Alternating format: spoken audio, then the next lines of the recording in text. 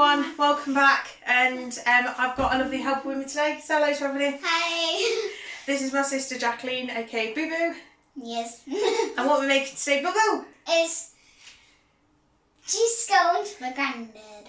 So, famous Grandad's cheese scones. Now, sadly my Grandad passed away a year, so when you're watching this video it will be today, aka for us it's tomorrow. And one of his favourite things was cheese scones. So, we all love cheese scones. Have you ever had a cheese scone? Yes. Do you like them? Yes. I love them.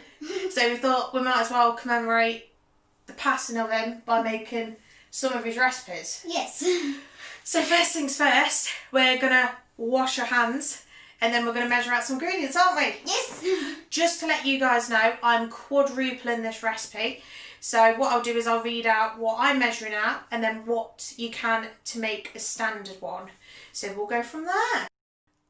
So for this recipe you're going to need self-raising flour, Cheese, salt, baking powder, butter, and eggs. So first things first is we're going to measure out the self-raising flour. Now for one normal recipe you're going to need 250 grams, which is quite small, isn't it? Yeah. In this one, because we are quadrupling it, we're going to need 900 grams. 900 grams.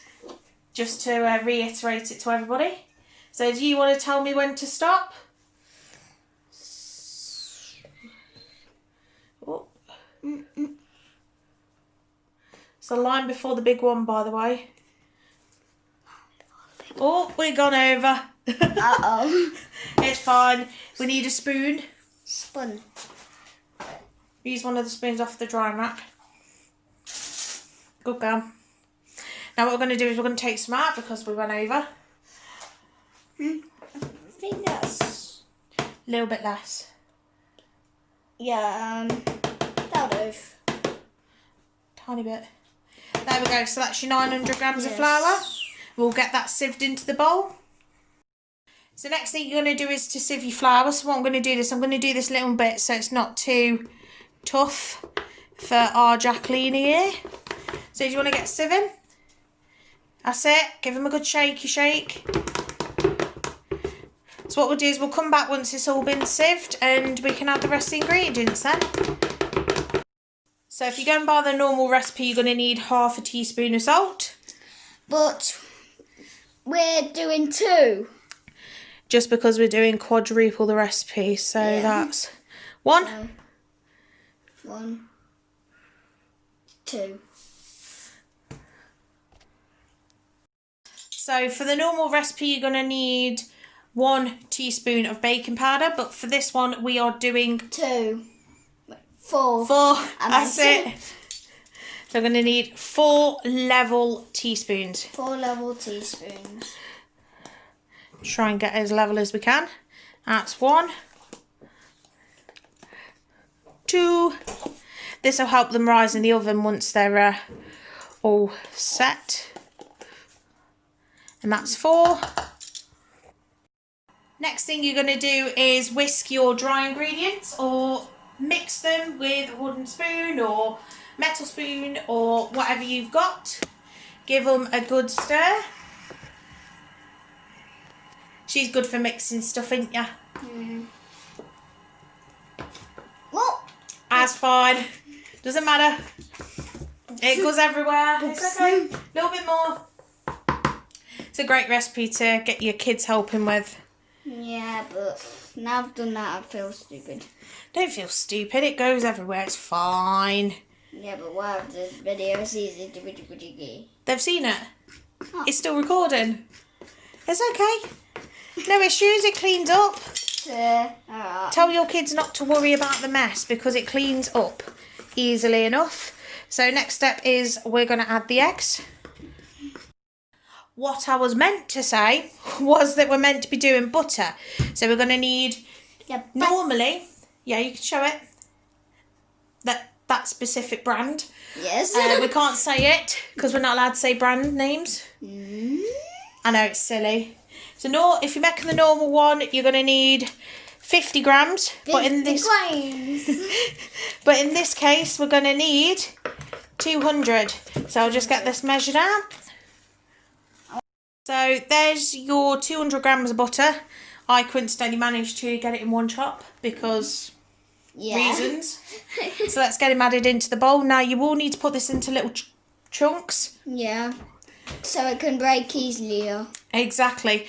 So you'll need to make it into breadcrumbs. So what I'll do is I'll show you that next. So this is the best part to get your kids to do something. So what we're going to do is we're going to just get it into breadcrumbs. I can't remember whether I said it on my last bit or not, to be fair. That's my own fault. So just get your kids to do that. Ideally, you're going to need to do it with your fingertips rather than your hands. That's it. You're going to need to work it like this. So you're going to need, where's my hand? So you're going to need little claws like this. So you're going to rub it all together. That's it, good girl. Ideally, you don't want it on the palms of your hands, but obviously, kids being kids. But yeah, if you're making it from home, ideally, you don't need it to be on your palms. Otherwise, it tends to be an indication you're doing it wrong, but it will still come together anyway. So we'll show you once it's all in breadcrumbs. So this is what it's going to end up looking like after you've incorporated your butter in. So it's going to look like sand or breadcrumbs. Just make sure it doesn't all clump together. Isn't that right, my sweet pea? Yes. Now, what you're going to need to do is you're going to need to preheat your oven, aren't you? Yes. So, oven, you're going to need 200 degrees if it's normal, 180 fan, or gas mark 6 if you've got a gas cooker, which we've not. We've got a fan oven, so we're going to be at 180. 180. So now what we're going to do is we're going to add our grated cheese in. Now for this purpose I'm not grating my cheese just because I can't be bothered and they have packs of grated cheese already. So normal recipe calls for 100 grams, 100 but grams. this is going to have 400 in. So mostly the whole packet. Essentially 2 whole packs of cheese. Yeah. When the cheese wants to come out of the bag. Yes. So there's one, so that's 200 in that. Do you want to give them a stir?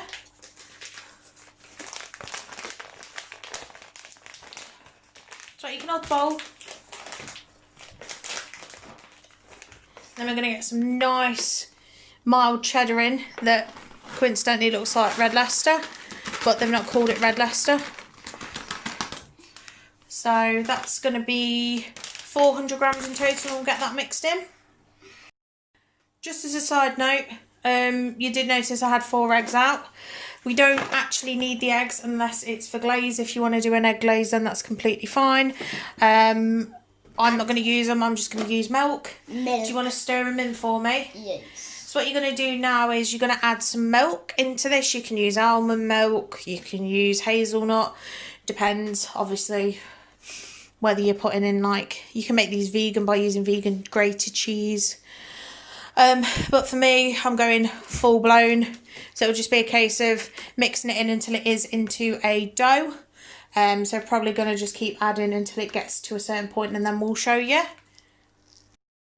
So now me and Boo Boo have spent 10 minutes kneading the dough. This is probably like half a pint's worth of milk that's gone in there. So that's just under 300 ml. I've just dropped my wedding ring. Where? Not a good thing. I had to take it off to knead the dough because you don't want that getting lost in there and somebody end up breaking their teeth.